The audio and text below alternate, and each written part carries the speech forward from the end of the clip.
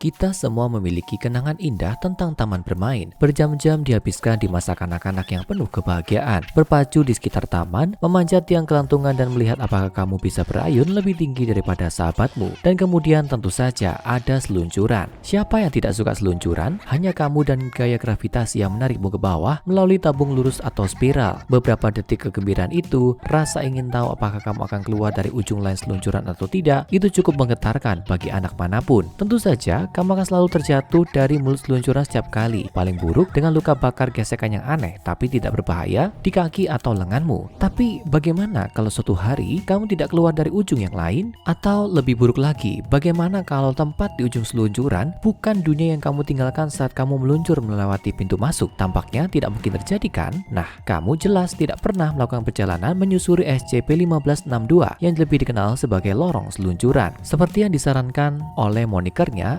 SCP-1562 adalah seluncuran atau setidaknya terlihat seperti lorong seluncuran biasa. Kamu tahu, jenis yang mudah kamu temukan di taman anak-anak, gym hutan, atau area bermain dalam ruangan. Tingginya lebih dari 2 meter dan panjangnya hampir 3,5 meter. Dan secara umum, itu adalah seluncuran yang benar-benar normal. Kalau kamu hanya duduk di dalamnya dan meluncur ke bawah kaki lebih dulu, tidak ada yang akan terjadi. Kemudian, kalau SCP-1562 adalah bagian dari taman bermain sehari-hari yang biasa, maka organisasi SCP tidak akan memiliki ketertarikan padanya. Mereka pasti tidak akan menguncinya di karantina, diamankan di lab pengujian 46V, lokasi 24. Dan ngomong-ngomong, kalau ada agen organisasi yang bertanya, kamu bukan mendengarnya dari kami. Pintu lab tetap terkunci setiap saat. Tidak ada anggota yang diizinkan berada di dekat seluncuran, kecuali jika diberikan izin khusus untuk melakukannya oleh peneliti organisasi Dr. Carver. Jadi, apa yang membuat hal ini begitu istimewa? Salah satunya SCP-1562 pertama kali ditemukan oleh organisasi dari taman bermain yang sudah tidak berfungsi dan ditinggalkan. Lokasi taman bermain ini telah disensor tapi diketahui berada di pinggiran kota di mana sejumlah anak kecil dilaporkan hilang. Apakah SCP-1562 punya semacam petunjuk kemana anak-anak ini dibawa?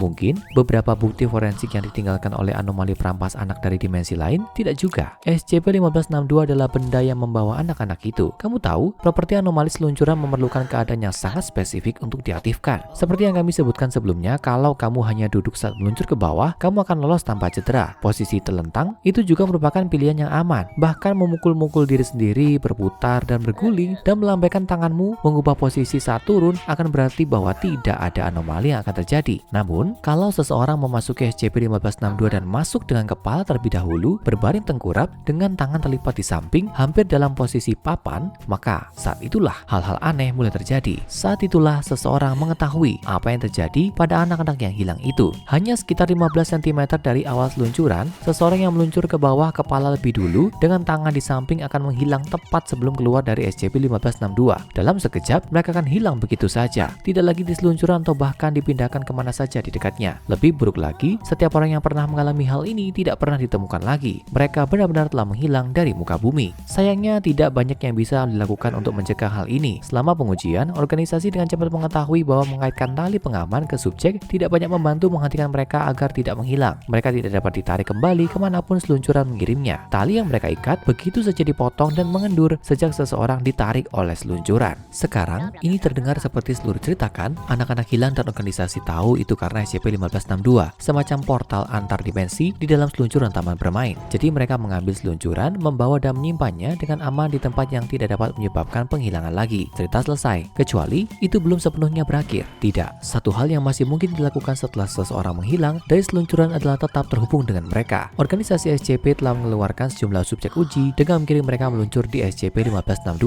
hanya untuk mempelajari apa yang ada di sisi lain. Kemana seluncuran membawa mereka? Untungnya, tes seperti ini adalah tujuan organisasi punya anggota tingkat D. Jadi apa yang terjadi ketika organisasi mengirim beberapa tingkat D dengan wahana seluncuran satu arah? Nah, satu tes melibatkan tingkat D yang ditunjuk D2445 yang menghilang ke SCP-1562 tapi diberi radio 2 arah untuk berkomunikasi langsung dengan Dr. Teritz, salah satu staf peneliti. D2445 melaporkan bahwa dia menemukan dirinya berada di sebuah terowongan kecil yang sempit dan dengan cepat meminta untuk dikeluarkan kembali. Dr. Teritz telah lupa memberitahu D2445 bahwa itu tidak mungkin dan bahwa tidak seorang pun pernah kembali dari dalam seluncuran. Sementara itu terlalu gelap untuk melihat apa-apa, tahanan menggambarkan masih berbaring ke depan tapi merasa seperti ada batu atau tanah yang mengelilinginya di semua sisi. Menyadari bahwa dia hampir tidak punya cukup ruang untuk bergerak atau bahkan mengangkat kepalanya, D2445 kembali meminta untuk dikeluarkan dari SCP-1562.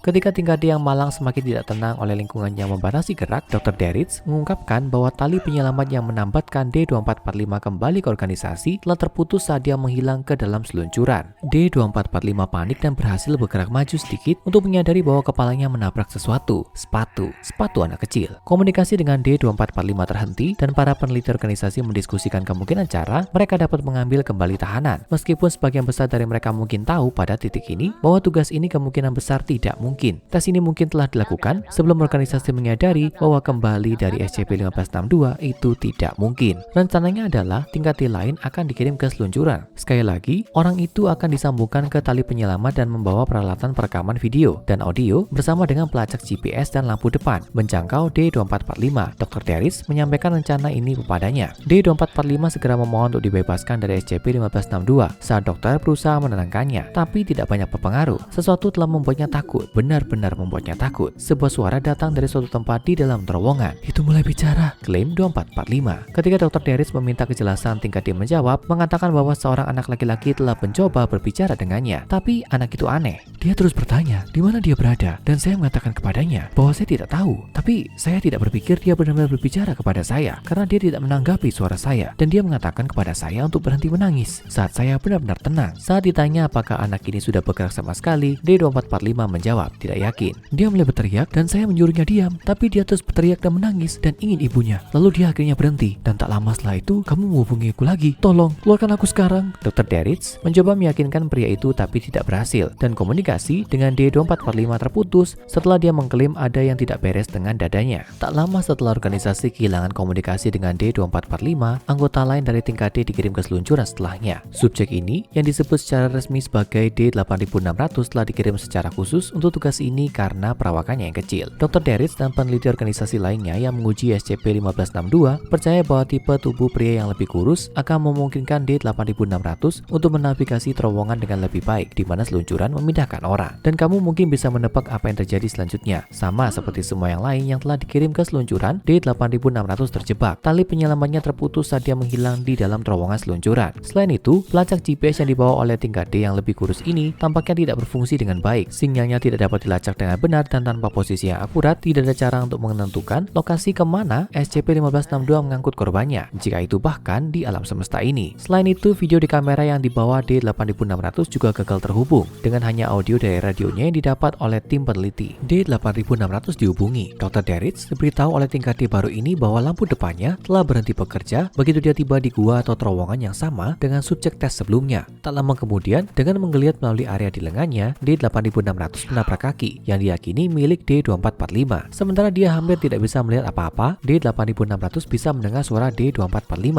dan ini terdengar samar-samar melalui radionya. Namun saat dia dan Dr. Deritz mencoba berbicara dengan tahanan pertama, kata-katanya mulai terdengar terlalu familiar. Saya tidak tahu, semacam terowongan yang sangat kecil. Ini benar-benar sempit. Bisakah kamu mengeluarkanku sekarang? Diikuti oleh, tidak, terlalu gelap. Saya tidak bisa melihat apa-apa dan saya terjebak. Itu semua hanya rekaman dari apa yang dikatakan D2445 ketika dia pertama kali tiba setelah SCP-1562 mengirimnya ke dalam lorong. D8600 tidak menyadari hal ini pada awalnya dan berusaha untuk membantu sesama tahanan, berharap untuk menariknya keluar dari manapun mereka terjebak. Dr. Deritz berusaha mati-matian untuk menjelaskan bahwa D2445 baru saja mengulangi setengah dari percakapan sebelumnya, tapi D8600 hampir tidak menyadari bahwa itulah masalahnya. Dia mencengkram pergelangan kaki tingkat D lainnya dan menyuruh dokter untuk menarik mereka keluar dari terowongan. Dokter mengungkapkan bahwa sekali lagi tali penyelamat telah terputus, tapi D8600 menolak untuk percaya bahwa melarikan diri adalah hal yang mustahil. Dia mencoba untuk kembali ke jalan dia datang, meninggalkan D2445 yang masih mengulangi kata-kata dari sebelumnya. Dia terus bertanya, di mana dia berada? Dan saya mengatakan kepadanya bahwa saya tidak tahu, tapi saya tidak berpikir dia benar-benar berbicara kepada saya karena dia tidak menanggapi suara saya dan dia mengatakan kepada saya untuk berhenti menangis. Ketika saya benar-benar tenang, saya tidak berpikir begitu. Dia mulai berteriak dan saya menyuruhnya diam, tapi dia terus berteriak dan menangis dan ingin ibunya. Lalu dia akhirnya berhenti dan tak lama setelah itu kamu menghubungiku lagi. Tolong, keluarkan aku sekarang. Tolong cepat, dadaku benar-benar sakit. Setelah berteriak padanya untuk berhenti berbicara beberapa kali, D8600 mencatat bahwa D2445 akhirnya diam. Tinggal dia juga mengatakan bahwa udara mulai terasa pengap dan berharap akan ada cukup oksigen baginya untuk kembali. Kemudian seperti pendahulunya, komunikasi dengan D8600 terhenti secara tiba-tiba. Dr. Deritz tidak lagi dapat menghubunginya di radio, tidak ada apa-apa selain statis. Organisasi tidak dapat menjalin kembali kontak dengan salah satu dari dua anggota tingkat D yang hilang di dalam SCP-1562 dan pengujian lorong seluncuran lanjutan dihentikan. Sampai hari ini tidak ada dari kita yang tahu apa yang sebenarnya terjadi pada para korban lorong seluncuran, kemana mereka dibawa, apa yang telah membawa mereka, apa yang membuat para korban sebelumnya mengulangi kata-kata tidak menyenangkan mereka, seperti yang pernah dikatakan oleh penulis horor Stephen King. Ini adalah pertanyaan yang tidak terjawab yang bertahan paling lama di benak kita. Tapi lain waktu, kamu memutuskan untuk menggetarkan jiwa mudamu dengan bertamasya ke taman anak-anak setempat, kamu mungkin akan menemukannya sendiri. Sekarang tonton SCP-3001 Realitas Merah dan terjebak dalam game SCP-1733 musim pembukaan untuk tempat-tempat anomali yang lebih mengerikan yang kamu benar-benar benci untuk terjebak di dalamnya.